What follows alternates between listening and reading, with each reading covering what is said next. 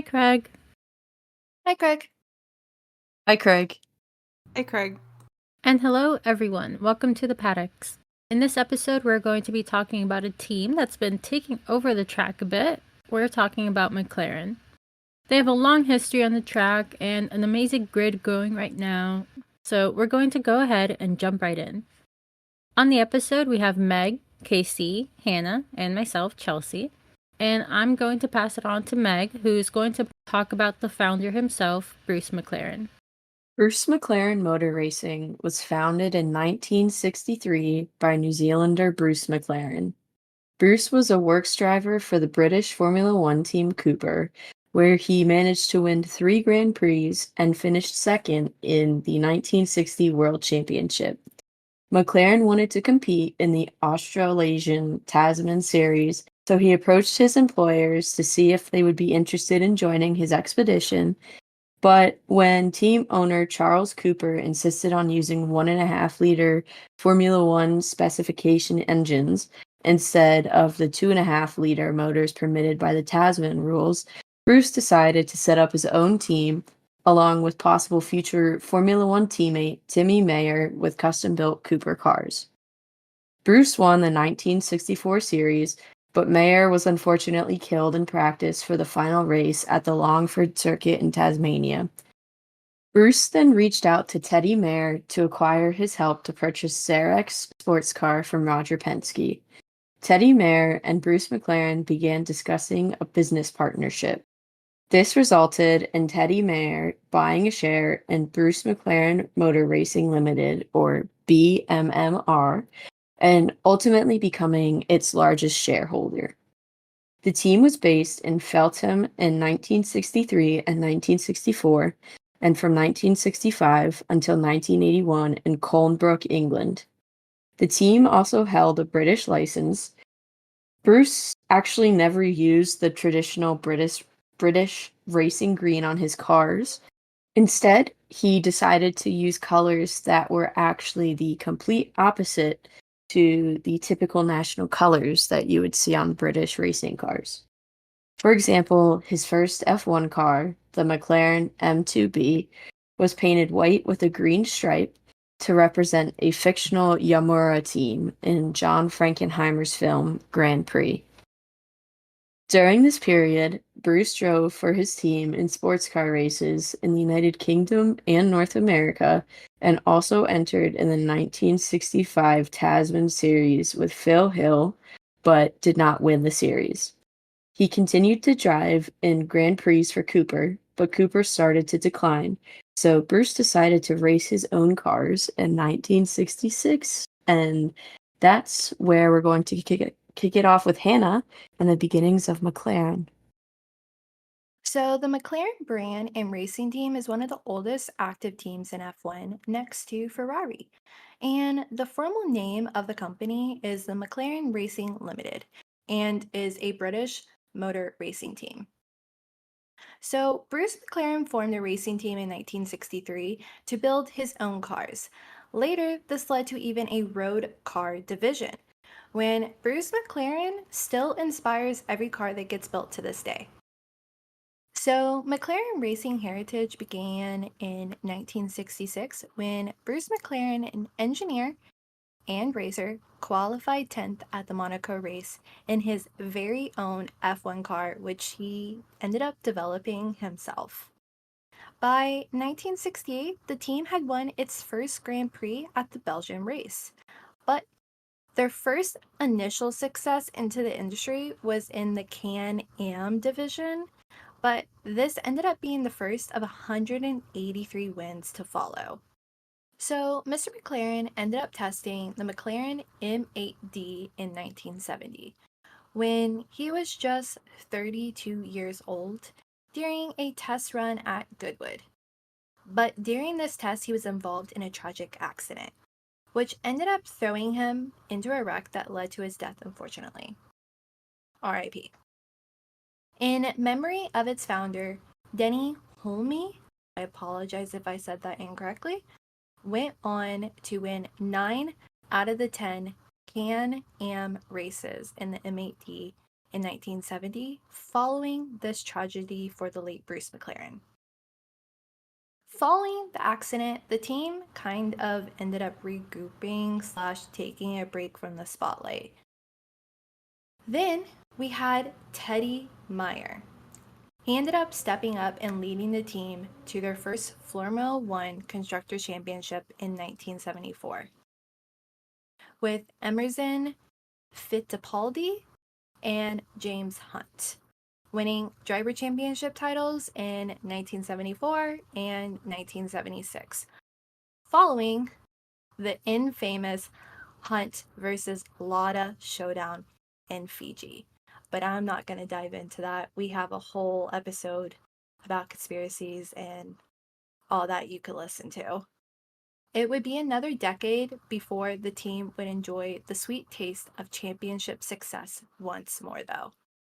1974 also marked the start of a long-standing sponsorship with Marlboro's cigarette brand, which was famous for being the front-facing of all their racing suits and cars. I mean, you saw it on everything. You can't miss it. Now, let's dive into the Ron Dennis era. Following the merger with Ron Dennis Project 4 Racing, the team was restructured, and shortly thereafter, the combination of its new team principal, new superstar drivers, and engines from Porsche and Honda was the start of McLaren's racing most dominant era. In the 8-year stretch from 1984 to 1991, Niki Lauda, Alain Prost, and Ayrton Senna wrapped up 7 driver championships with 6 constructors titles. I will say the combination / driver dynamic of Prost versus Senna was particularly very dominant and one for the books. Together, they won all but one race in 1988. But later, their rivalry soared, and Prost left for Ferrari, with the Brazilian and Frenchman also dominating headlines all around the world over their relentless battle for first. And it ended up becoming one of the greatest rivalries in the sport to this day. So Honda withdrew from Formula One. Senna moved to Williams Racing now, and the team went 3 seasons without a win with the new Mercedes-Benz engines. The combination of Adrian Newey's aerodynamic genius, the flying Finn, Miki Hakkinen, I apologize again if I said that wrong, would bring McLaren back to the front of the grid in the late 90s. With a double championship run and a third eluding them by the thinnest of margins. Now, with Adrian Newey and the driver Mika Hakkinen, further championships came in 1998 and 1999, and during the early 2000s, the team were consistent front runners. To date, Lewis Hamilton's dramatic championship victory at Interlagos in 2008 remains the team's best success. So, Ron Dennis retired as the McLaren team principal in 2009, though was still very involved in the team, handing the baton over to Martin Whitmarsh. But at the end of 2013, the team's worst season happened since 2004, and Whitmarsh was essentially kicked to the curb. McLaren's association with Mercedes came to an end in 2014. The following year, it reunited with Honda for the first time since 1992, but sadly did not reclaim its former glory. A disastrous start to the 2015 season continued into a frustrating 2016 season, where far from a brilliant partnership. What the heck? The team saw its 2 former world championship drivers frequently struggling to even get into Q1. At the end of 2016, the previously unthinkable happened, and Ron Dennis was forced out of the team. However, the change in 2017, it didn't seem to alter the results, and neither did Button's retirement and replacement with Stoffel Van Dorney. A messy divorce, it seemed like, with Honda, and a switch to Renault power in 2018 didn't entirely right things in the right direction, and both current drivers, Alonso and Mondorni, departed the team, leaving the McLaren F1. But now that I brought you closer to the present, let's talk about a little highlight of Ron Dennis's life with McLaren. Dennis stepped down as both CEO and team principal of McLaren in 2009, handing both roles over to Martin Whitmarsh. However, following the uncompetitive 2013 season, Dennis retook the role in January of 2014. Whitmarsh formally left the team later that year. Dennis sought to take a controlling interest in the company, but his relationship with Ogier had deteriorated. In 2016, Dennis was forced out of his role as CEO by Ogier. He sold his remaining shares in the company the next year. Eric Bouyer was instead named racing director in January of 2014, becoming responsible for the F1 team. After Dennis's exit, Zach Brown was chosen for the post of Group Executive Director, with the positions of Group CEO and Racing CEO both being left vacant. Now that I have brought you semi to the present, let's talk about all the different series McLaren Racing is a part of. While McLaren has found great success in Formula One, they have and still compete in multiple other motorsport series. In fact, the team first found success in the Can-Am, which is the Canadian American Challenge Cup, with Bruce McLaren himself helping drive the team to victory. Can-Am was a series that raced in Canada and America from 1966 to 1987, known for its very few regulations that allowed for innovative and fast cars, basically the Wild Wild West. Some of these innovations included wings, turbocharging, and ground effect aerodynamics that we see in modern racing cars today. McLaren first joined the series in 1966 with the M3 driven by Bruce McLaren and Chris Amon. Unfortunately, no wins for this inaugural season, but delays in McLaren's F1 development allowed the team to invest more into Can-Am. This led to the birth of the iconic Papaya McLaren race car, as it was first painted orange for the Can-Am. Now driving with fellow New Zealander Denny Hulme, he and Bruce won 5 of the 6 races, with Bruce winning the overall title. The team's success would continue, with McLaren winning the championship for the next 4 years, coining the nickname the Bruce and Denny Show. After Bruce's death in 1970, the team continued with success in the series, but decided to withdraw in 1972 to focus their resources on open-wheel racing. That would include the Indianapolis 500. McLaren first competed in this race in 1970 after being encouraged by tire supplier Goodyear. They competed with their M15 car with Bruce McLaren, Chris Amon, and Denny Hulme as their entries.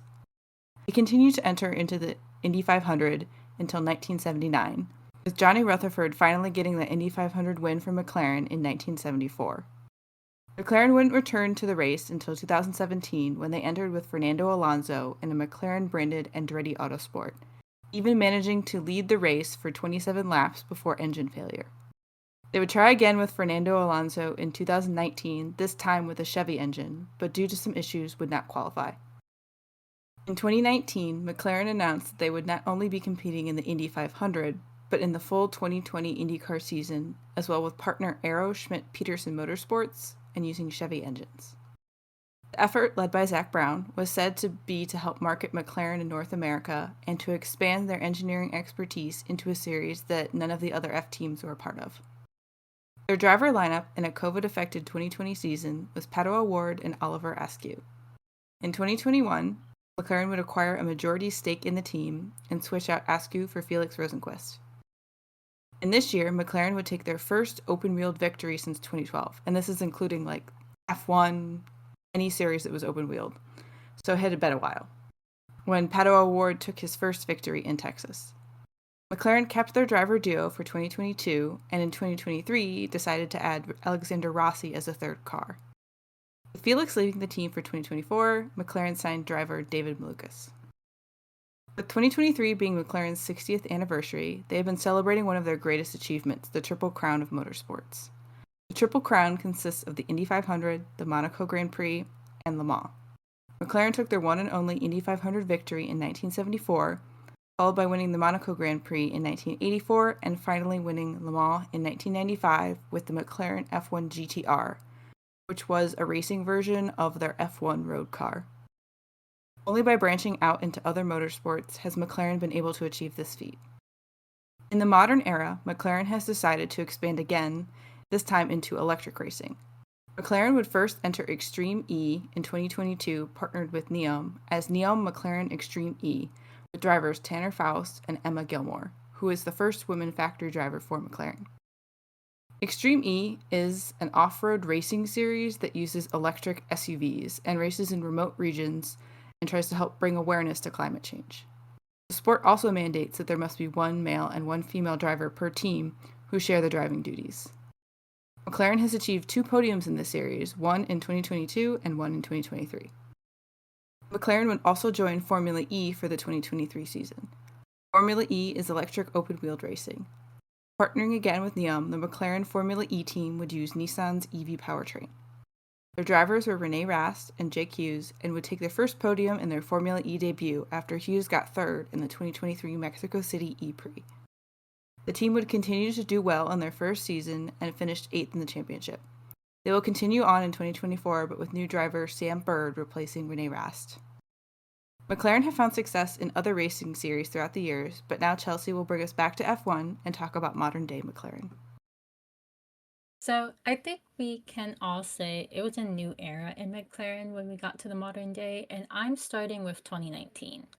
So the reason I'm saying this is a new era for them is because 2019 is when we saw Lando get signed by McLaren, and he came in as their rookie to be teamed up with Carlos, who had already been on the grid for a while, and they basically made a whole new team for this year, which ended up just creating something that was absolutely amazing in partnership. It was magical.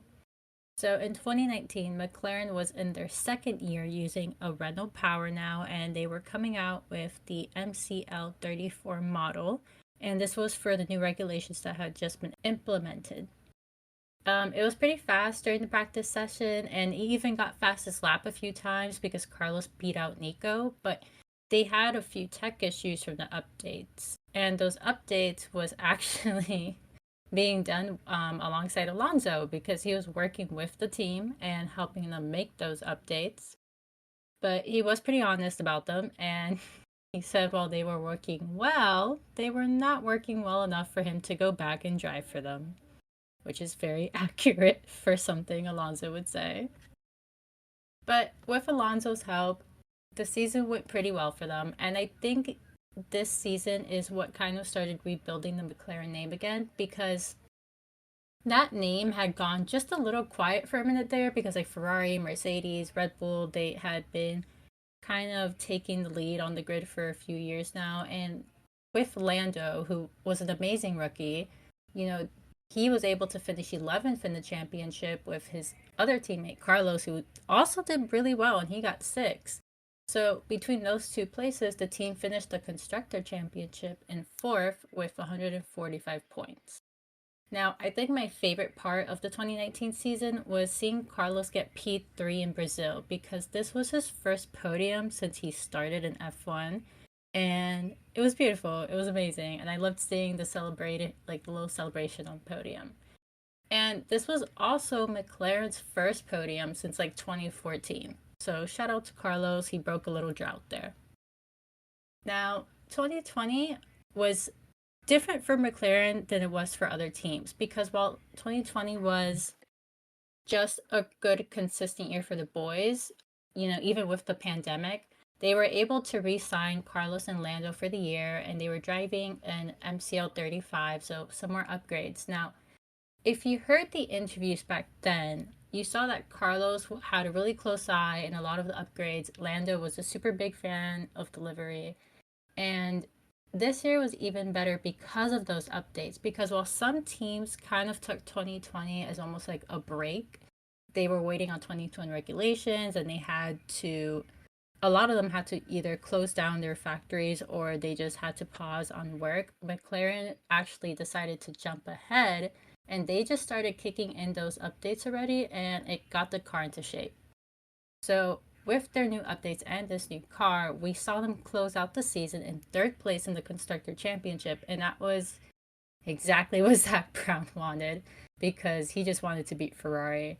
We saw Carlos in P6 for the championship again, and we saw Lando in P9. And that is 2 places higher than last season, so we are very proud of him. So we find out during the season that Carlos has signed to Ferrari for the 2021 season. And sadly, we do see the end of what was a really great partnership. But this season was a really great ending for the Carlando duo, because they ended up both getting podiums in 2020. Okay, so Lando got P3 in Austria. We're so proud of him. It was his first podium. And Carlos got P2 in Italy, his second podium. I do definitely recommend watching the video of Carlos's goodbye to Lando. I think it was a representation of just how close the team was at the time, and it was really sweet and really just heartfelt. But while Carlos did move on to Ferrari, McLaren had to move on too. So in 2021, we are back to the Mercedes engines, leaving Renault behind, and we brought in Daniel Ricciardo from the Renault team. So funny enough, I was thinking about this. We basically did what Renault did to Red Bull. We got rid of the engine and we got the driver, and that was funny. Anyways, they kept on Lando Norris as they said goodbye to Carlos, and they brought out a new car for the season. And technically, this one did absolutely kiss ass. It just wasn't very reliable, because in just the first 9 races, Lando scored a podium 3 times. Okay, that's amazing. And by Italy, Danny was placing P1 with Lando in P2. So that's the only 1-2 podium that came out of the 2021 season. Now, I think my favorite part was they also helped Zach Brown choose a cute little new tattoo for memories. If I'm not wrong, I think it was a line tattoo of the track as a little memento of Danny Rick's podium. Now, the season though, as many highs as it had, it wasn't very consistent. So the team ended up dropping the constructors back to P4 for the 2021 championship. And while Lando finished in P6 this year, 3 places higher in the 2020, Danny was following behind in P8. Now, moving on to 2022, I'm not going to lie, the season just kind of started out tough and it kept going. Danny had COVID, he missed practice, and Lando had to overwork to compensate what Danny was missing. So that was already something, and Lando had brake problems in testing, which is not something you want when you're going very fast. And the first race, the boys missed Q3, both of them, which was the first time since 2020. And while yes, Lando did amazing and he got podium in Imola, McLaren also had a double DNF this season, and that had been their first one in a few years. And we saw some issues brewing with Danny and his contract, which, if you were watching that season, was really kind of wrecking to watch because that wasn't fun. But the season ended with the team in P5, so this was another drop in the championship, and they ended with 159 points. 122 of those points scored by Lando Norris.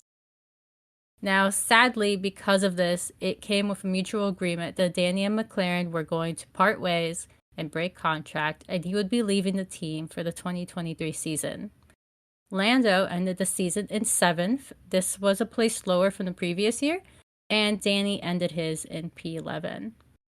Now, thankfully, moving into the new year, 2023, I think we can all agree that while it may have started out a bit of a circus, it has now become the main show, like Adele at Las Vegas kind of quality. Because from a tractor to where we are now, we have to just talk about this past weekend and how they have done absolutely phenomenal from just growth. Character development in a movie is McLaren right now. I mean, as the resident McLaren girly, I've been living my best life with the boys these last couple of weekends. Just considering, like Chelsea has mentioned, the boys have been on fire recently.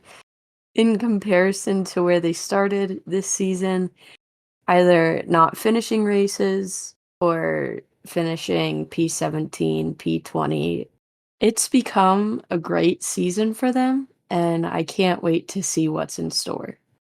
Honestly, ever since I think it is Miami, we have noticed an upward trend of development on this car that has put them where they are now because they came with some upgrades at Miami, after Miami, into the following races to see the car where it is now.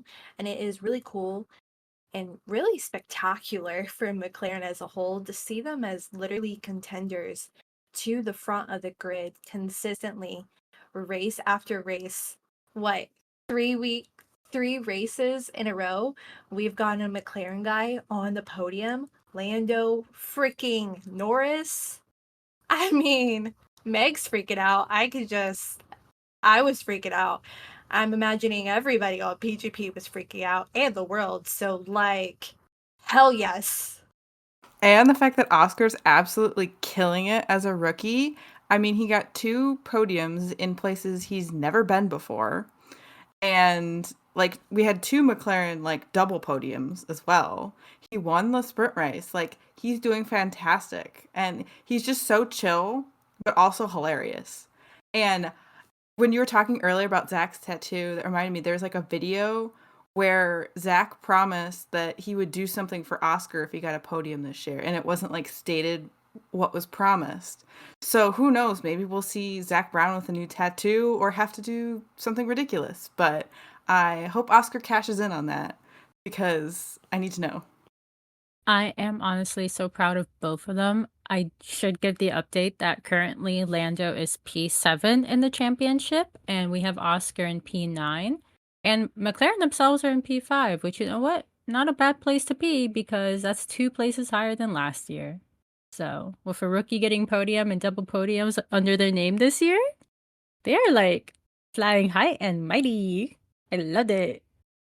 And speaking of that, Lando isn't far off of the Ferrari boys in terms of the drivers' championship, which I know is a touchy subject. We do have some Ferrari girls here, but it is possible for Lando to at least finish 5th or 4th in the drivers' championship this year. Does that mean static or I don't No, it agree. means she wants Carlos to finish higher than Lando. Oh, I thought you were No. saying That's us stop. reacting to your Ferrari No. guys and kidding. We were No. like, no. I You leave mean, Carlito alone. I'd be okay with it. me too, man. That's what I'm saying. You know what? Nah, man. Nah. It's gotta be a Ferrari boy. I mean, I love Lando. And I say this lightly because my obsession with like McLaren and the boys are a lot because I think they're great. But I Carlos and Charles, man, it's Ferrari. Eh. I mean, McLaren has just like as a team like been killing it like this season. The development they've had, and also they just got a world record pit stop of 1.8, beating the pit stop masters Red Bull. So like I think McLaren's really helping out their drivers with this world championship. Ferrari, we shall see. They do have a win, but I think it's going to be a pretty close couple of races, like for like till the end of the season to kind of see where literally everyone under Max finishes. I will say, with how the season is going, I hope that they continue it next season because where they are now in the Drivers' Championship, I think they could double next season. So, like, in the sense that, like, you know, he's 6 now, I could see him in 3rd next year. But we'll have to see what McLaren does because if I'm not wrong, I think they have to do more updates again next year. I'm not sure. So, those updates are finicky. I don't like them. Yeah, some of the cars are going to be starting to switch over to the new 2026 FIA rules that are going to be announced. So some of the cars are going to start like transferring that. Now, we don't necessarily know what that means right now. it's literally all talk, but you could start seeing some of that transfer, which means the development of the car might alter.